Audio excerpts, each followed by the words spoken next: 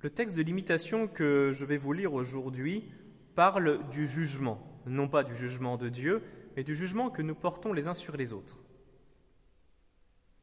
Tournez les yeux sur vous-même et gardez-vous de juger les actions des autres.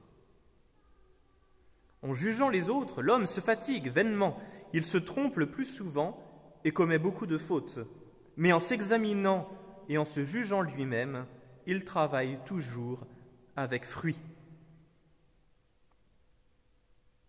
D'ordinaire, nous jugeons des choses selon l'inclination de notre cœur, car l'amour-propre altère aisément en nous la droiture du jugement. Nous remarquons que l'auteur de l'imitation ne dit pas que lorsque vous jugez les autres, essayez de les juger dans la justice, essayez d'être bienveillant, d'avoir toujours un a priori positif. Non, ce n'est même pas ce que dit l'auteur. L'auteur nous dit « ne jugez pas du tout ». Ne jugez pas du tout parce que, a priori, vous avez beaucoup de chances de vous tromper. Et Jésus lui-même, dans l'Évangile, disait la même chose. Ne jugez pas et vous ne serez pas jugés. C'est aussi simple. Et Jésus rajoute, car on se servira pour vous juger de la même mesure avec laquelle vous aurez jugé les autres.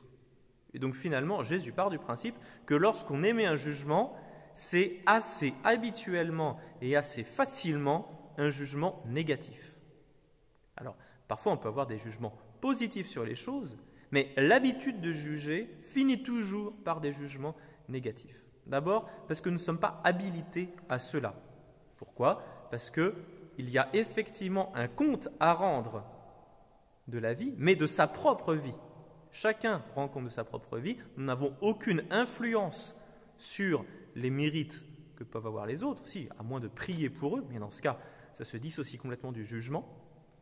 Mais au final, chacun rendra compte de sa propre vie. Donc, ne jugeons pas.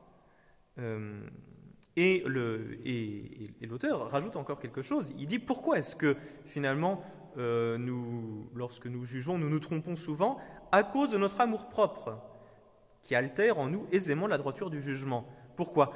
Parce que notre amour-propre va justement essayer de se valoriser, et pour se valoriser, il ne va pas chercher à se grandir soi-même. Vous voyez, ce qui serait normal, c'est de dire il faut, pour que je puisse me juger bon, il suffit que je devienne bon. Comme ça, je dirai avec raison que je suis quelqu'un de honnête, vertueux, etc. Sauf que souvent, c'est le contraire qu'on fait. Puisqu'on n'a pas tellement le désir de se convertir, pour essayer de se rassurer sur nos propres fautes, eh bien, on va réduire la valeur des autres. Et dire, vous voyez, eux, ils sont assez méprisables, assez misérables, moi, je ne suis pas autant que ça, donc finalement, ce n'est pas si mal en comparaison avec les autres que je juge mal. Et on voit souvent que, pour essayer de nous justifier nous-mêmes, nous allons juger de façon malveillante les autres. Et en jugeant les autres, l'homme se fatigue vainement. Et il commet beaucoup de fautes, parce qu'à partir du moment où je juge mal les autres, eh bien, je suis en quelque sorte légitime pour me poser moi-même en modèle, ce qui est de l'orgueil, je suis légitime pour faire la leçon, etc., etc. Donc, une attitude simple et humble favorise le bien, favorise l'exercice de la vertu.